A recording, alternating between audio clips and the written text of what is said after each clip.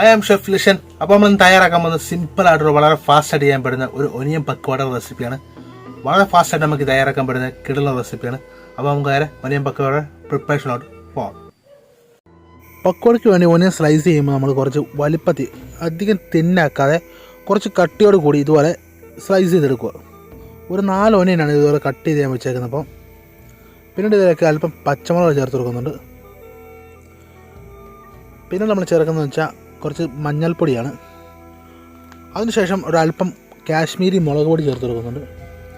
പിന്നെ ഒരു പിഞ്ചോ വളവിൽ കുറച്ച് മല്ലിപ്പൊടി ചേർത്ത് കൊടുക്കുന്നുണ്ട്. അതിനുശേഷം അല്പം ഫ്രഷ് കരിവേപ്പില ഇത് ചെറുതായിട്ട് കട്ട് ചെയ്ത് നമ്മളിതിലേക്ക് ചേർത്ത് കൊടുക്കുകയാണ്. അതിനുശേഷം നമ്മുടെ സീക്രട്ട് ഇൻഗ്രീഡിയൻസ്, ഷെഫ് ലിഷൻ സ്പെഷ്യലിൻ്റെ ഏറ്റവും സീക്രട്ട് ഇൻഗ്രീഡിയൻസ് ഒരല്പം ലൈം ജ്യൂസ് നമ്മൾ ഈ പക്കോടയിലേക്കൊന്ന് ചേർത്ത് കൊടുക്കുക.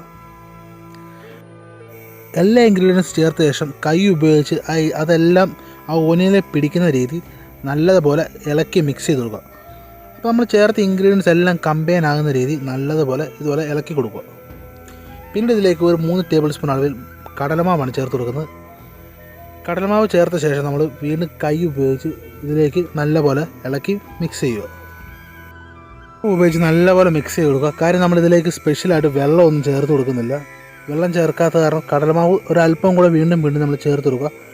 ആ മാവ് ഒന്ന് നല്ലപോലെ ടൈറ്റ് ആകുന്ന രീതി, ടൈറ്റ് ആകുന്ന രീതി നല്ലതുപോലെ കടലമാവ് ഉപയോഗിച്ച് നമുക്കൊന്ന് മിക്സ് ചെയ്തെടുക്കാം. നമ്മൾ ഇതുവരെ ഉപ്പൊന്നും ചേർത്ത് കൊടുത്തിട്ടില്ലായിരുന്നു. ഈ ടൈമിൽ നമ്മളിതിലേക്ക് ആവശ്യത്തിനുള്ള ഉപ്പ് ചേർത്ത് കൊടുക്കുക. അതിനുശേഷം നല്ലതുപോലെ ഇളക്കി മിക്സ് ചെയ്ത് കൊടുക്കുക. അതിനുശേഷം നമ്മുടെ ഈ ഒനിയൻ പക്കോടയ്ക്കുള്ള ഈ ഒനിയൻ്റെ ബാറ്റർ അത് നല്ല ടൈറ്റാണെന്ന് നമ്മൾ ഉറപ്പ് വരുത്തുക. ഇതുപോലെ നമുക്ക് കിട്ടണം. ഈ ഒരു ഷേപ്പ് കിട്ടുന്ന രീതിയിലുള്ള ടൈറ്റ് നമുക്ക് വേണം. പിന്നീട് കടായിൽ ഓയിൽ ചൂടാക്കാൻ വെക്കുക. ഓയിൽ ഒരു മീഡിയം ചൂടായി കഴിയുമ്പം അതിലേക്ക് ചെറിയ നമ്മുടെ ഇഷ്ടത്തിനുള്ള ഷേപ്പുകളിൽ ഇതുപോലെ നമ്മുടെ ഒനിയൻ പക്കോട ഇട്ട് കൊടുക്കുക. അപ്പോൾ നമ്മളിത് നിറച്ച് ഓയിൽ വെക്കേണ്ട കാര്യമില്ല. നമുക്ക് അധികം ഓയിലൊന്നും ഫ്രൈ ചെയ്യേണ്ട കാര്യമില്ല. ജസ്റ്റ് ഒന്ന് മുങ്ങാനുള്ള ഓയിൽ മാത്രം മതി.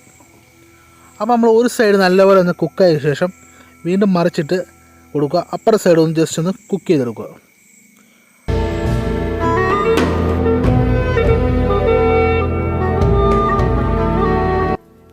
പിന്നീട് 2 സൈഡ് നല്ലപോലെ കുക്കായ ശേഷം ഒരു ക്രിസ്പി ആയി കഴിയുമ്പോൾ നമുക്ക് നേരെ ഇതിനെ സർവിങ് പ്ലേറ്റിലേക്ക് മാറ്റാം.